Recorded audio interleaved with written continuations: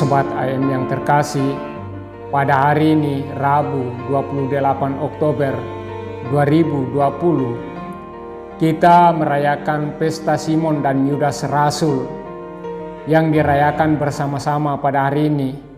Keduanya disebutkan serentak dalam Injil Sinoptik dan keduanya pun sama-sama mengalami nasib sebagai martir di negeri Persia, Iran sekarang.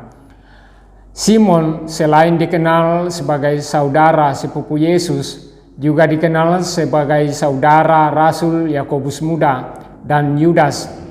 Ia dijuluki si Selot yang berarti yang rajin, yang meluapkan semangatnya dalam mempelajari dan menaati hukum Taurat Yahudi. Gelar si Selot diberikan juga karena ada kemungkinan bahwa ia termasuk salah seorang penganut aliran Selot dan juga turut ambil bagian dalam pemberontakan melawan penjajah Romawi pada tahun 67 sampai 70. Ia adalah orang Kanaan. Kisahnya tidak terlalu dibahas dalam Injil kecuali pencantuman namanya. Dalam menologi Santo Blasius menyebutkan bahwa Simon wafat dengan damai di Edessa, Irak.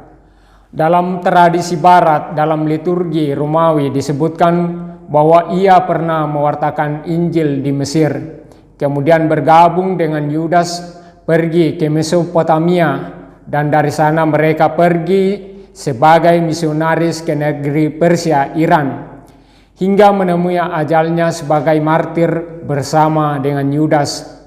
Dalam tradisi lain menyebutkan bahwa setelah saudaranya Yakobus, uskup Yerusalem, dibunuh, rasul lain memilih dia menggantikan Yakobus.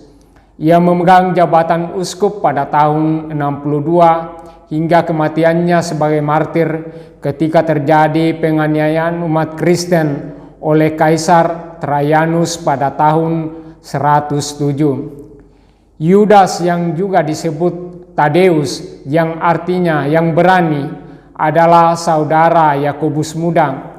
Tidak diketahui kisah panggilannya, tetapi tradisi mengakui dia sebagai penulis surat Yudas yang berisi dorongan semangat dan peneguhan kepada umat Kristen yang berada dalam krisis akhlak pada masa itu.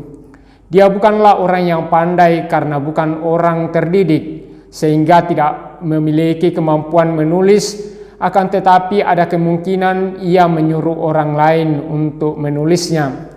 Namanya dimunculkan dalam Injil Yohanes pada waktu Yesus mengadakan perjamuan terakhir.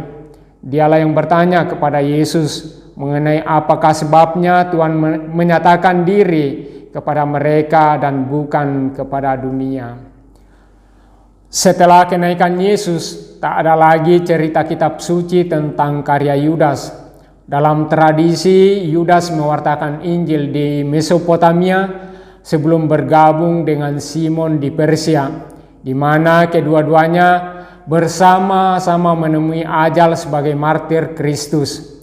Sejarawan Eusebius menyebutkan bahwa ia mempunyai dua orang cucu yang bernama Soker dan Yakobus yang dihadapkan pada Raja Domitianus karena ada laporan bahwa keduanya berasal dari kerajaan Daud.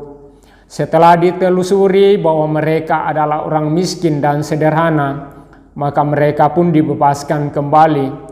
Santo Yudas dihormati gereja sebagai pelindung bagi orang-orang yang mengemban tugas yang sulit. Melalui kedua martir atau rasul yang kita rayakan hari ini, kita pun diajak untuk tetap setia, menjaga dan memelihara iman kita, dan sekaligus kita pun diajak menjadi pewarta Injil di tengah dunia yang semakin banyak tantangannya. Kita harus berani menyatakan iman kita karena mereka pun menjadi martir dengan menjadi pewarta Injil di tengah dunia yang tidak mudah. Inilah keteladanan hidup kedua martir yang ditawarkan bagi kita sebagai orang Kristen. Demikianlah katekesi kita pada hari ini. Sobat AM yang terkasih, salam sejahtera untuk kita semua. Tuhan memberkati.